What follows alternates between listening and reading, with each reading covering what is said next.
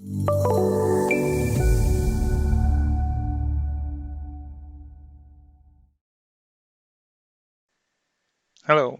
welcome to the Introduction to Reality Modeling.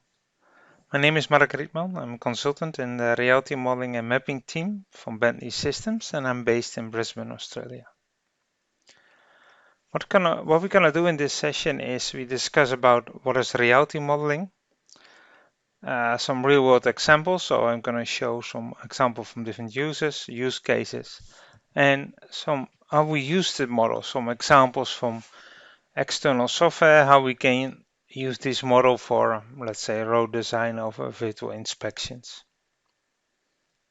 Before I start with the software, I will talk a little bit about Bentley systems. So this is what we call our dashboard from different type of applications we have for different type of subjects. So what's interesting in this one is that you can see that ContextCapture, that's Bentley reality modeling software, where we create 3D models from photos, comes back in different type of playbooks. So for example, if you do campuses, you can use applications as Open City Map, maybe Open Building Designer, but also ContextCapture. For road design, Open Roads Designer, again, we can use ContextCapture reality modeling in there. So you see, in most of the industries where we are serving infrastructure objects, utility network is ContextCapture, for example, coming back. Even process plants, bridges, nuclear plants. And we see more and more in that users are coming up with new ideas how to use this type of software. So that's quite an interesting market at this moment, I think. So what is reality modeling? It's a technology where we can really make quickly 3D models from photos. So basically a digital twin. And it can be captured from, for example, from a fixed wing drone, normal drones, but not only photogrammetry, but also point cloud and mobile point cloud scanners, and from a plane to handheld scanners. So there's a whole range of type of input what we can have, different type of photos. So how it's gonna look like, we have here the photos, we put it in the software, we get a mesh model out, and then you can use it in different workflows. So for example, in mapping, asset inspections, construction monitoring, digital twins, and many more. So, for example, we have uses like the police, cross, what is it, removal from rail objects, all kind of objects where you can see this software really from use. So the overview is where we're gonna use it in a design. So let's say you want to do a road design in this area. You have to capture the existing condition. Traditional, we went in with a surveyor with a total station, capture the data. Lately, users are using point cloud, what we still can do, of course. But point cloud is really relatively expensive compared to a drone. You can do large areas really quickly. So we use it for understand the existing conditions. We do risk management, and we do use it for design. Later, I'm going to show you an example where we have a mesh model and we do road design on top of it. Also, during the construction phase, we check changes. So we have users who are creating models like once a week or once a month, and then compare it to the design so you can see if there are any changes. We document the constructions, but also like for payment to contractors, so you can see certain stages, so you know if a contractor did his work and you have to pay him. And then in the operation phase of a project, we do asset management, so we can linking attributes to it. We can do visual inspection. So what I said before, we can do with things, for example, cell towers or bridge inspections. And we can use it for training and simulation. So, for example, we can put it in HoloLens, or we can another VR application where you can walk to your, let's say, your plant site.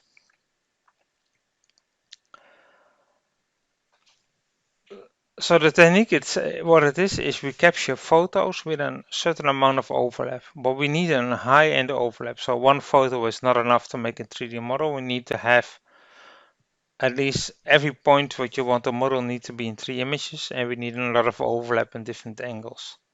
And we can do something like this, like a statue or small objects, till flying with a drone, and we can use different type of techniques. And about the capture technique is we're gonna discuss that in another session, because that's probably the most important of the whole reality modeling, understanding what output you want to have and how to capture the data. So every quality output you want has a different capture technique, come closer, different angles. So it's quite important to define the output first. So we see an example with a drone just flying around shooting certain angle objects. And then we have users who are more bigger survey companies who create 3D models from cameras under a fixed wing drone or under a plane, like high-end cameras with different angles at one time that is shooting in an 80 images in a left, right, forward, backwards, creating city models or whole countries.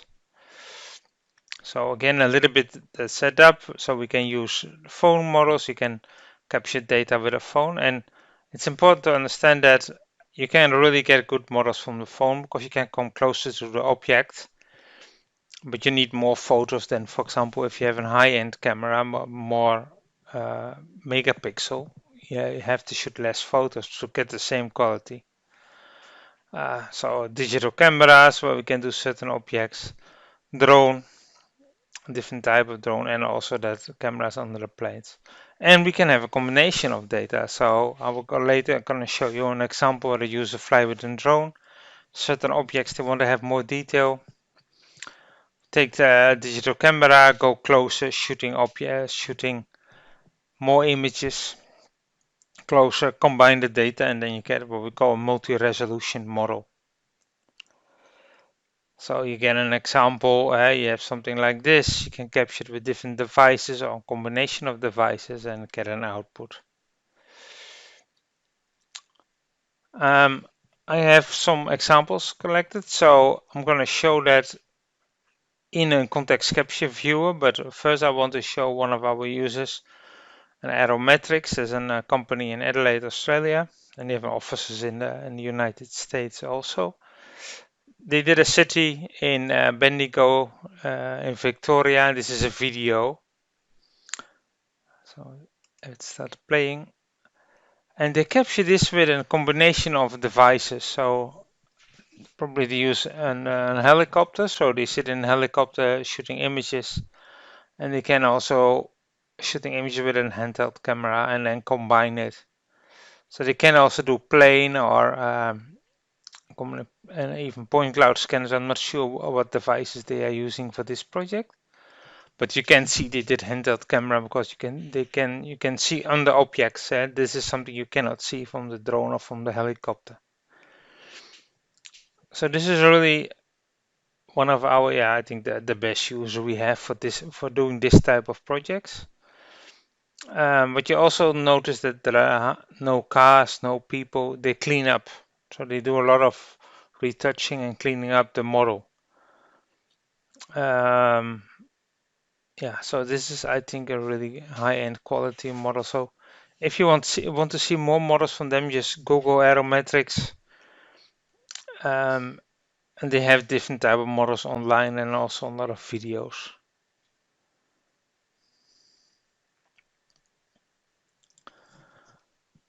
So this is a model from a video. Now I want to show you some live models. So let me go out of the PowerPoint presentation. I've got here an external drive with a lot of models on it, and I will start with a bridge. So what you see, the format is in 3MX. This is a Bentley format. We have different type of formats. We can export a lot of output, different type of outputs from ContextCapture.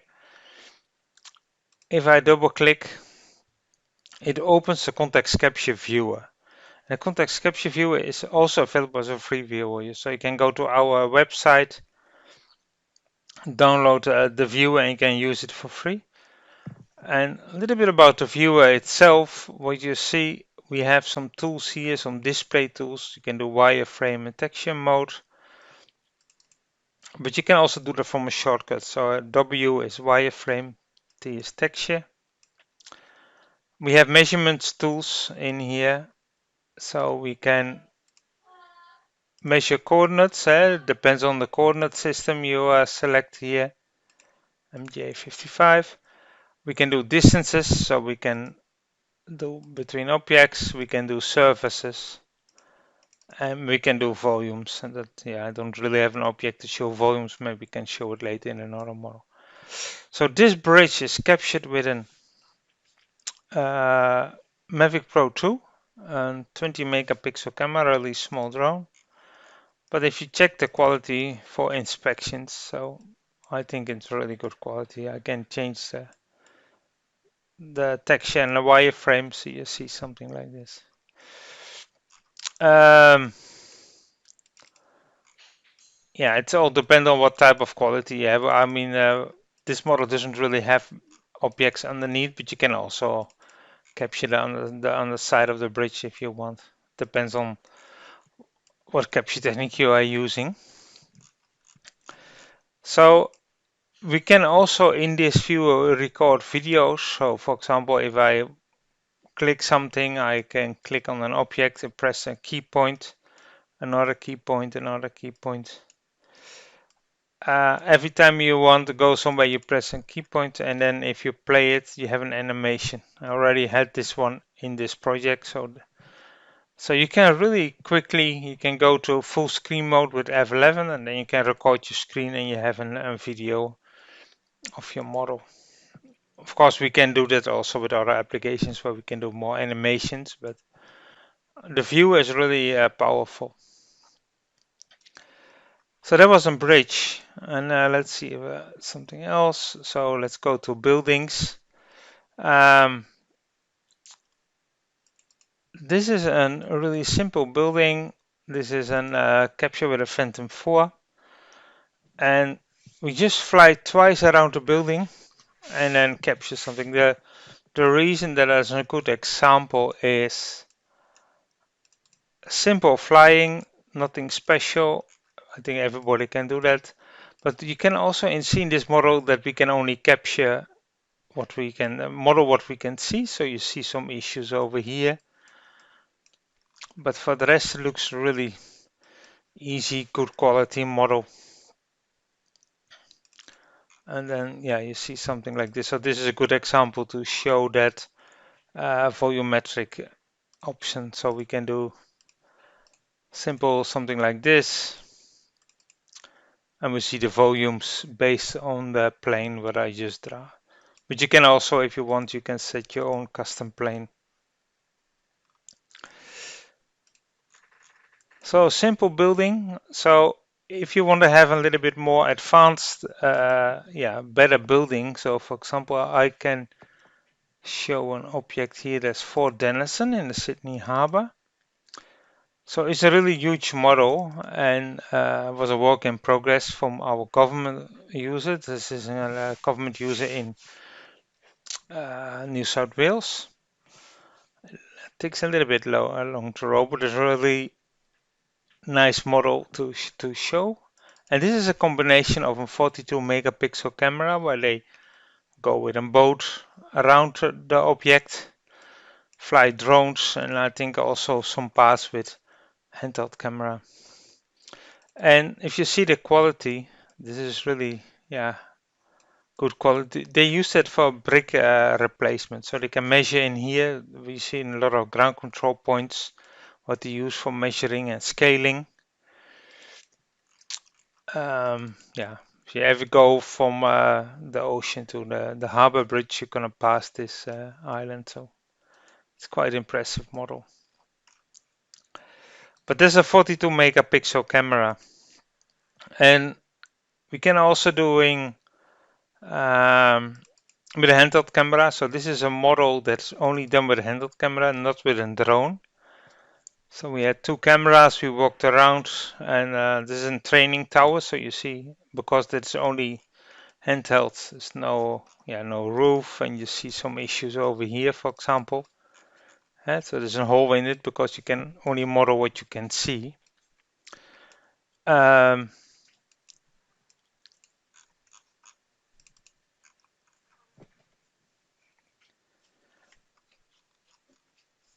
so what you can see is also, a little bit of shading, but for the rest, it's a really good model, what we can do just with a handheld camera. And later I'm going to show you some of the objects on where we merge drone and a handheld dataset. So this is in the building space. We have users doing inspections on, for example, cell towers. Cell towers is a little bit more complex to capture. So let me open a tower model. Phantom 4 Pro, couple hundred, I think it's a little bit more than 1,000 images. And you can see something like this. So I've seen higher resolution models from our users, and we have a user in the United States where we work with. They have two 61 megapixel cameras, so that's the model is better than this, but it's also, of course, on price. This is a $2,500 drone, while the other one is a $60,000 drone. But that depends on where you want to use the model for. So we can do something like this. This is a little bit more complex capture technique than if you do, for example, just a building. Um, if you go more in the city modeling, so we already showed an aerometrics model. Another user from us is Nearmap, and I'm gonna show the New York model. So this is an Australian-based company. They make 3D models and 2D auto photos from I think whole Australia and big parts in the United States. So this is New York, and to give you an idea, this is 400 gigabyte data on an external drive. So if you view the data, and I want to show you that I'm really in New York. So you get a model like this. But what you also see, and let me capture something here.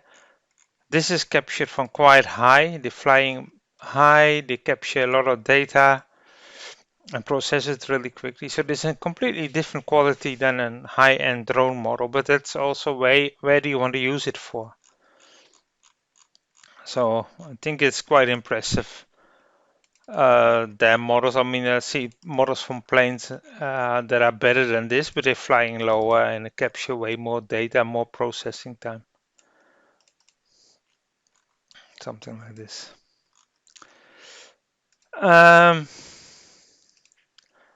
So if I go in the same type of data, we can have also users flying with drones, doing city modeling from drones. So this is um, a partner from us in China. So they work with a camera rig. So there's a five cameras on a drone. And you can see they have five 42 megapixel camera, the Sony I think the Sony A7s, and they're flying 170 meter high. If you then see the quality, you can't really compare it with that model from New York, but you can see something like this.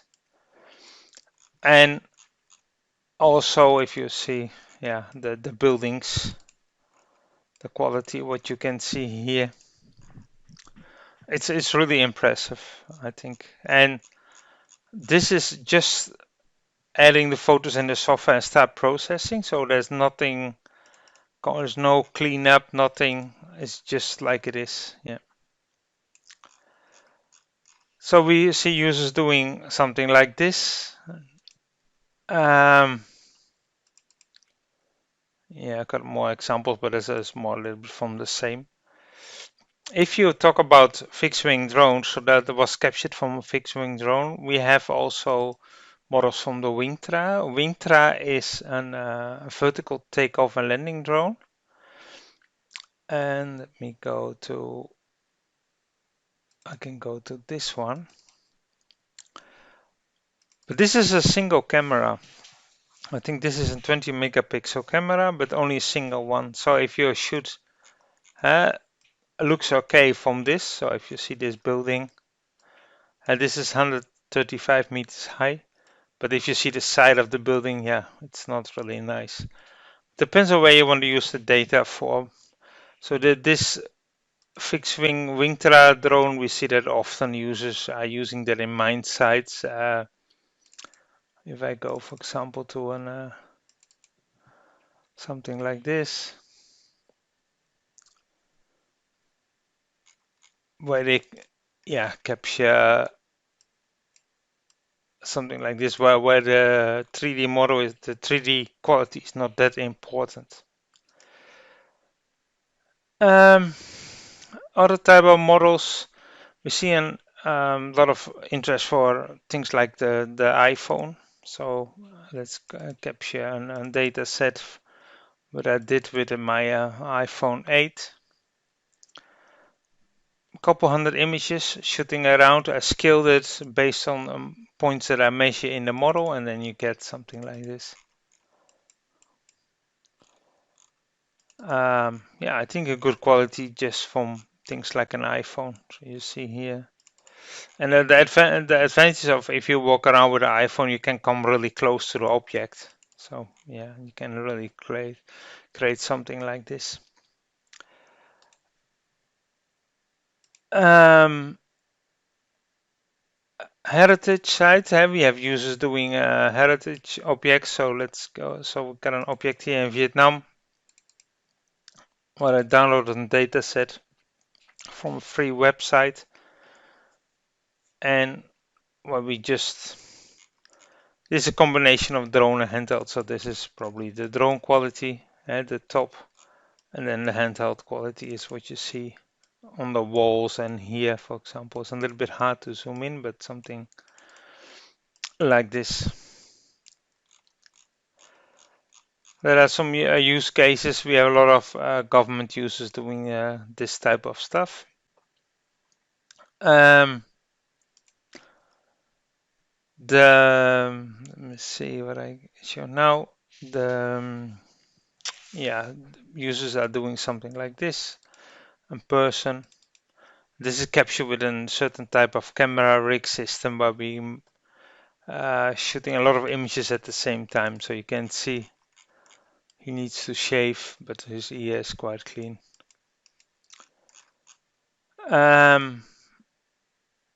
See a little bit on the rail side. So we have users capturing a rail is quite dangerous to get in that red zone, what they call. They have to stop the train from coming, so they prefer to do. Oh, sorry, I want the model and not the video.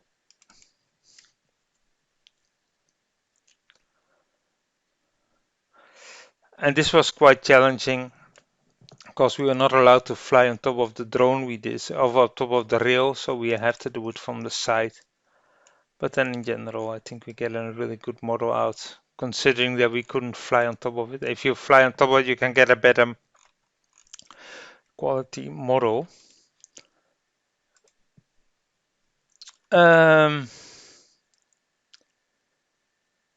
We can do things like this. So this is also a handheld camera doing a bit. So when it's open, users want to capture the utilities, the location. So instead of measuring it, we can go in and doing something like this. And you see QR codes are used for scaling and georeferencing. Think about the time. Yeah. So there was all photo input. We can also do video as an input.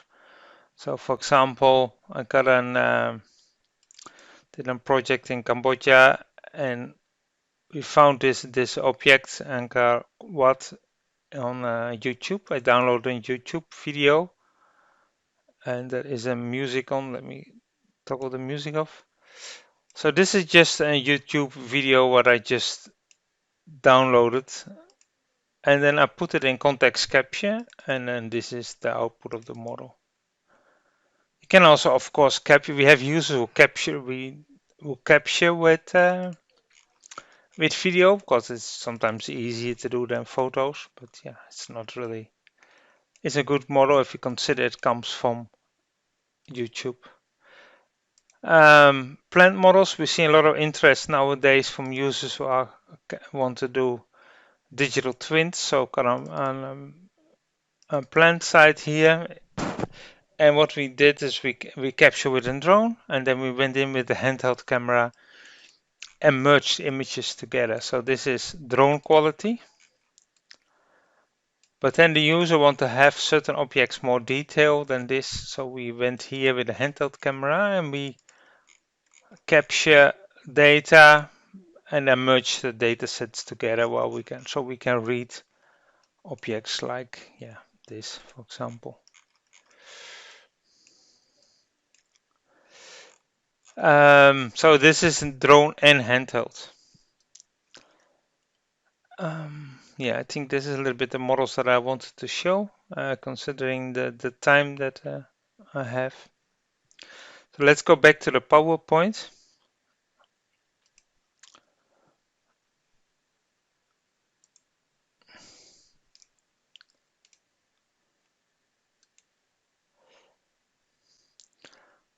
Some examples how we can use it in different type of software. So this is Bentley software. This is Brisbane. So this is an EMAP mesh model. So an EMAP provided this model to us, and what we did, we loaded it in an application we call OpenCity Planner. It's a cloud-based application. And when we can load an different type of data set, doesn't really matter what type it is, we can load most of them. This is, I think, just a Collada file. Design, we can flatten down a mesh, so you have the mesh model, the design model, we put it on top of the mesh, and if you want to do a reconstruction or so, you really want to flatten it. We can do things like point locations, different zoom points. We can do shadow analyze it, so we do something like this. We also have, and we didn't show that in here, but a way to communicate with end users, user engagement forms. We can set up forms where user can have comment or click something or rate it if they like it or not like it, something like that. Some measurements tools, of course. So let's continue with the next one. So this is an application, this Open Roads Concept Station, where we can do conceptual road design. And I skip a little bit because it takes a little bit long. So this is a golf course, and we have here a mesh from this area, and we want to design new road on top of here. Let me skip this bit. So what we do, we load the data, the 3D data. So that this is loaded, the 3D mesh, and then we can design a road on it. So this software has its own standard. So I think from every country or area where we're working in, we have all the standards. So over here we select what type of roads. Is it that's in 2 lanes with a certain type of profile, and this is 3D. So our mesh model is in 3D, so that's different than if you do it from an auto photo. So object is designed, and then you can also create one with a lower speed over here. So he snapped to it and is automatically connected. And then what he now can do is design for example, a roundabout on it.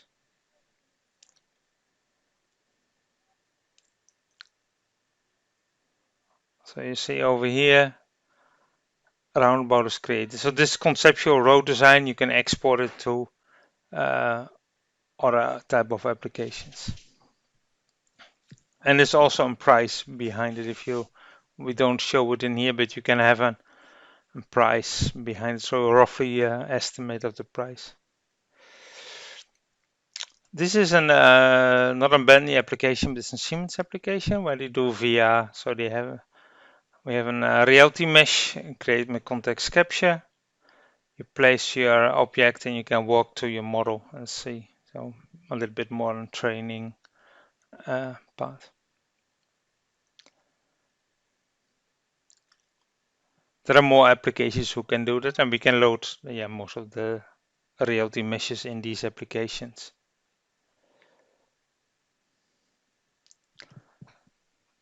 So click on an object, see line of view and attributes. The next one is the HoloLens. So this is a Bentley application where we can load the mesh model and in any other model in a HoloLens and can do a virtual inspection. So there is, I think last week, Microsoft was showing bridge inspections with our little bit same bit than a bridge inspection with our software. This is probably really interesting to experiment with. This was my session about introduction in reality modeling. If there are any questions, this is my email address. Otherwise, go to our website. We have a lot of information about our software and also about reality modeling software. Thank you.